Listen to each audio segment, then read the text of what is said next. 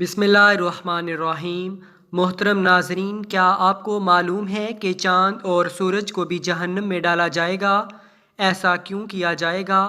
جاننے کے لیے ویڈیو کو مکمل دیکھیے۔ حضرت ابن عباس رضی اللہ تعالی عنہ سے مروی ہے کہ انہوں نے فرمایا، جسے اس بارے میں شک ہو کہ میدان حشر شام میں برپا ہوگا، اسے یہ آیت مبارکہ تلاوت کر لینی چاہیے۔ رسول پاک صلی اللہ علیہ وآلہ وسلم نے انہیں اس دن فرمایا تھا کہ تم چلے جاؤ۔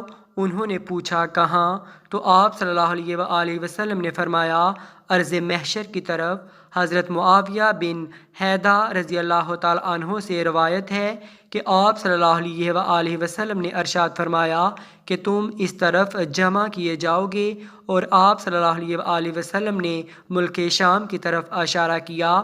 حضرت سمرہ بن جندب رضی اللہ تعالی عنہ سے روایت ہے کہ آپ صلی اللہ علیہ وآلہ وسلم نے فرمایا تم بیت المقدس کی طرف محشور ہو گئے، پھر تم قیامت میں جمع ہو گئے۔ حضرت وہب بن منبع رحمۃ اللہ علیہ فرماتے ہیں کہ اللہ تعالیٰ نے بیت المقدس سے فرمایا تھا کہ میں تجھ پر اپنا عرش رکھوں گا اور تیری طرف اپنی مخلوق کو محشور کروں گا، اور تیرے پاس حضرت داؤد علیہ السلام سوار ہو کر آئیں گے۔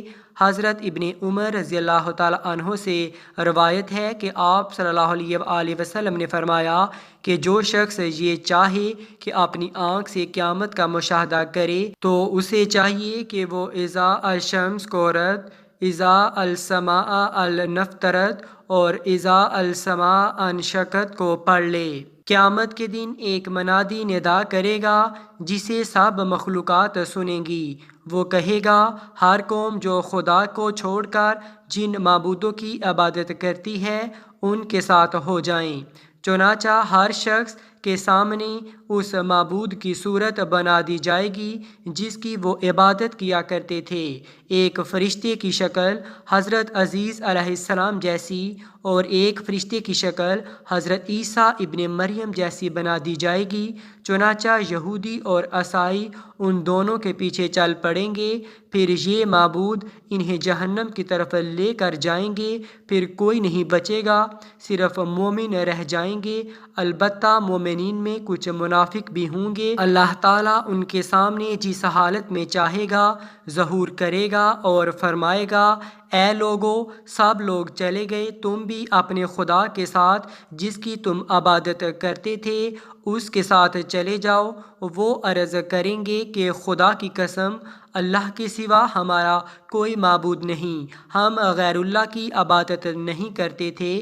پھر اللہ تعالیٰ اپنی پنڈلی مبارک سے پردہ ہٹا کر مومنین پر اپنی عظمت کی تجلی فرمائے گا جسے وہ پہچان لیں گے کہ وہی ان کا رب ہے۔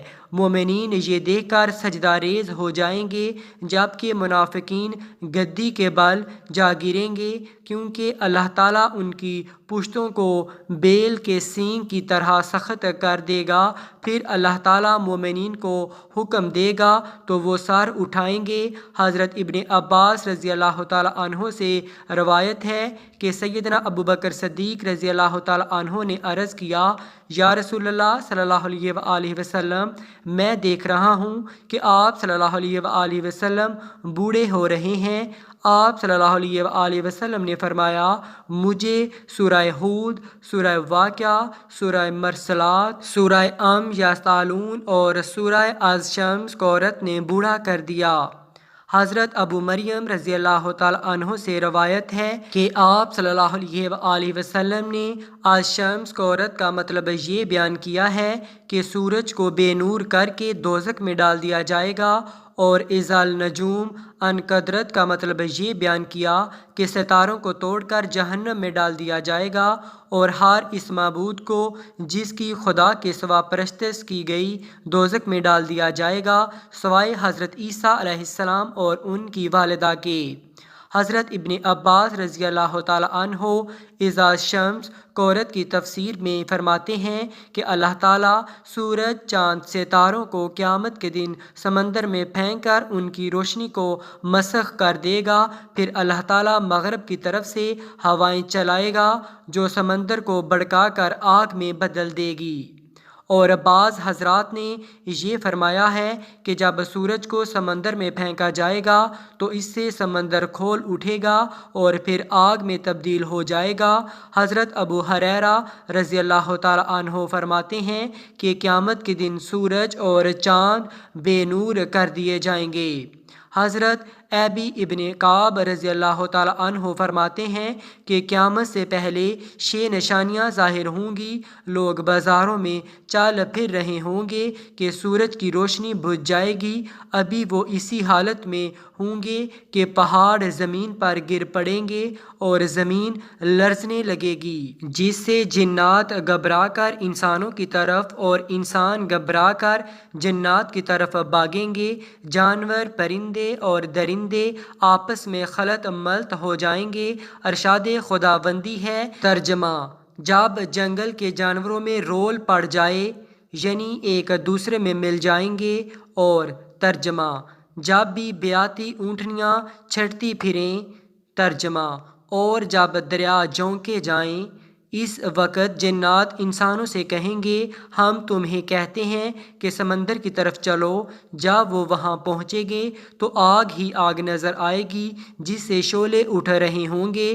لوگ اسی حالت میں ہوں گے کہ اچانک زمین پھٹ کر 7ویں آسمان سے جا لگے گی اور آسمان پھٹ کر 7ویں آسمان سے جا ملے گا۔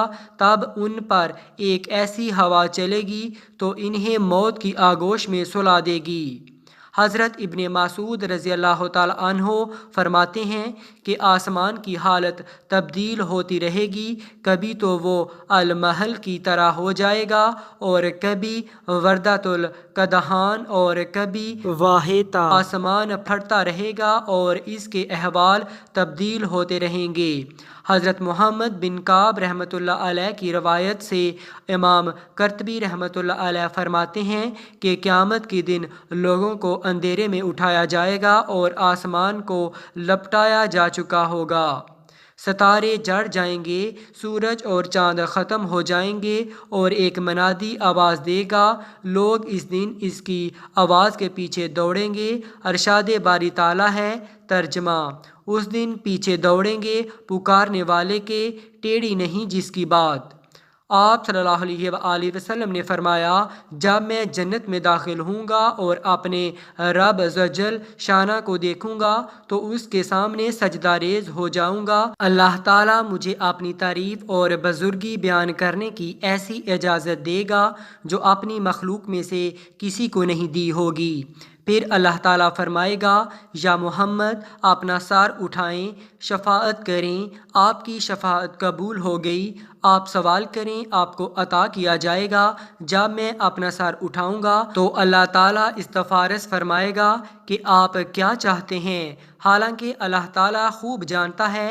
میں عرض کروں گا، یا اللہ، آپ نے مجھ سے شفاعت کا وعدہ فرمایا تھا، پس آپ جنتوں کے حق میں میری شفاعت قبول فرمائیں تاکہ وہ جنت میں داخل ہو سکیں۔ اللہ تعالیٰ فرمائے گا، میں نے ان کے حق میں آپ کی شفاعت قبول کی اور ان کو جنت میں داخل ہونے کی اجازت دی۔ اس ذات کی قسم جس نے مجھے حق کے ساتھ بھیجا ہے، تم دنیا میں اپنی بیویوں اور گھروں کو اس سے زیادہ نہیں پہچانتے جس طرح جنت والے اپنی بیویوں اور گھروں کو پہچانتے ہیں۔ پس ہر آدمی 72 حوروں سے ہم بستری کرے گا جنہیں اللہ تعالیٰ اس جنتی کے لیے پیدا فرمائے گا، اور اولاد آدم علیہ السلام میں سے 2 عورتوں سے بھی ہم بستری کرے گا جنہیں عبادت خداوندی کی وجہ سے جنت کی عورتوں پر فضیلت حاصل ہوگی۔ ان میں سے پہلی سے یاقوت کے کمرے میں سونے کے تخت پر ہم بستری کرے گا جو موتیوں سے گھرا ہوگا۔ اس عورت نے ریشم کے 70 جوڑے پہنے ہوں گے۔ اگر جنتی اپنا ہاتھ اس کے دونوں کندھوں کے درمیان رکھ کر اپنے ہاتھ کی طرف دیکھے گا تو اسے اپنا ہاتھ اس کے سینے میں سے اس کے کپڑوں، گوشت اور جلد کے پیچھے سے بھی دکھائی دے گا۔ نیز جنتی اس کے پنڈلی کے گودے کو بھی دیکھ سکے گا۔ جس طرح سے تم میں سے کوئی یاقوت کی نلکی میں دھاگے کو دیکھ سکتا ہے، اس کی بیوی کا جگر اس کے لیے آئینہ ہوگا اور اس کا جگر بیوی کے لیے آئینہ ہوگا۔